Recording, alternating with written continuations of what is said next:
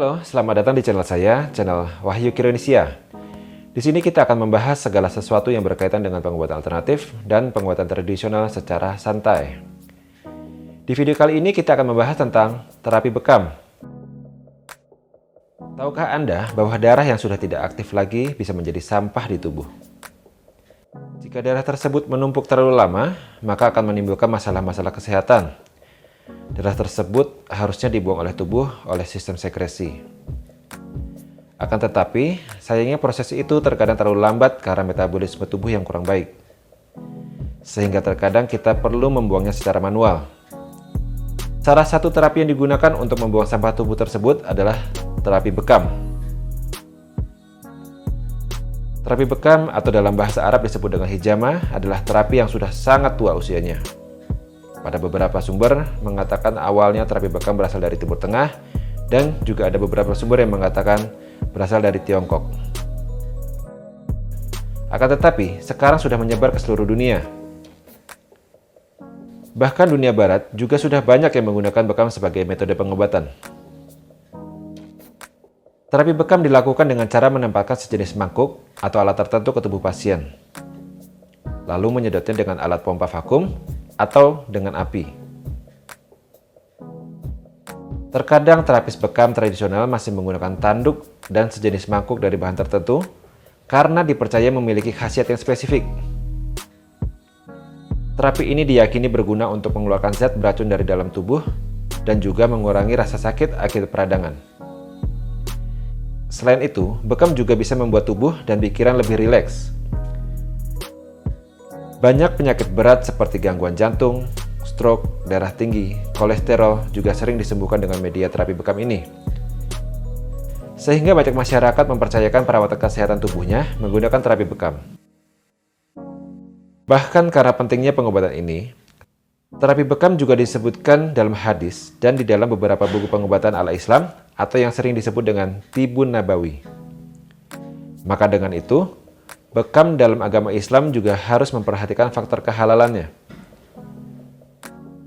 Sekarang bekam di Indonesia sudah cukup maju, karena ada lembaga-lembaga yang mengembangkan dan menstandarisasi, sehingga keamanannya cukup terjaga. Bekam dibagi menjadi dua macam. Yang pertama adalah bekam kering, yaitu adalah terapi bekam yang tidak mengeluarkan darah dari tubuh pasien. Dan yang kedua adalah bekam basah, yaitu terapi bekam yang menggunakan proses pengeluaran darah dari tubuh pasien. Sekarang kita sudah tahu manfaat bekam dan jenisnya, tapi sebenarnya bagaimana sih cara kerja bekam secara umum? Karena bekam dibagi menjadi kering dan basah, maka pertama kita bahas bekam kering dulu. Prinsip bekam kering adalah relaksasi dan stretching. Terapis akan menggunakan alat bekam sesuai kebutuhan dan posisi bagian tubuh yang akan diterapi. Pada bagian tubuh yang luas dan terdapat banyak otot, biasanya akan menggunakan mangkuk bekam yang agak besar lingkarannya. Dan di area yang lebih sempit dan sedikit otot, maka akan digunakan mangkuk bekam yang lebih kecil.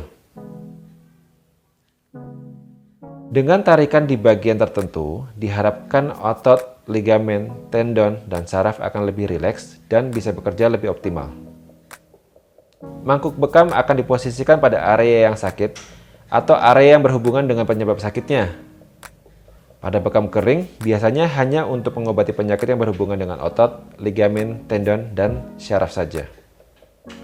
Seperti badan lelah, relaksasi, dan mengembalikan kebugaran tubuh.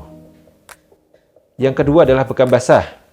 Pada bekam jenis ini, caranya hampir sama dengan bekam kering. Akan tetapi, sebelumnya terapis akan menggores kulit pasien dengan alat tertentu. Irisannya sangat tipis, sehingga hampir tidak ada luka yang terlihat. Pasien juga hampir tidak akan merasakan apapun saat digores, karena sebelumnya sudah dilakukan teknik bekam kering untuk mengurangi sensitivitas kulit pasien. Darah yang keluar dipercaya sebagai darah yang sudah tidak aktif lagi, yang menjadi sampah tubuh dan menghambat metabolisme. Sehingga jika tidak dikeluarkan akan menimbulkan gangguan tubuh hingga menimbulkan penyakit. Itulah sedikit penjelasan tentang terapi bekam. Masih banyak sekali yang perlu kita pelajari tentang terapi ini. Dikarenakan potensinya yang luar biasa, maka perlu dilakukan kajian dan penelitian oleh lembaga yang berkompeten. Nah, sahabat terapi, gimana sekarang? Sudah tahu tentang terapi bekam kan? Untuk sahabat terapi yang mau coba terapi bekam, jangan lupa untuk pilih terapis yang berpengalaman ya. Jangan lupa juga perhatikan kebersihan alat terapinya. Jangan lupa untuk tetap sehat, tetap semangat, dan terus bermanfaat. Bagi Anda yang ingin mengetahui segala sesuatu tentang pengobat alternatif, silahkan subscribe dan tekan tombol lonceng untuk mendapatkan notifikasi video terbaru dari saya. Jangan lupa like, share, dan komen yang positif. Terima kasih.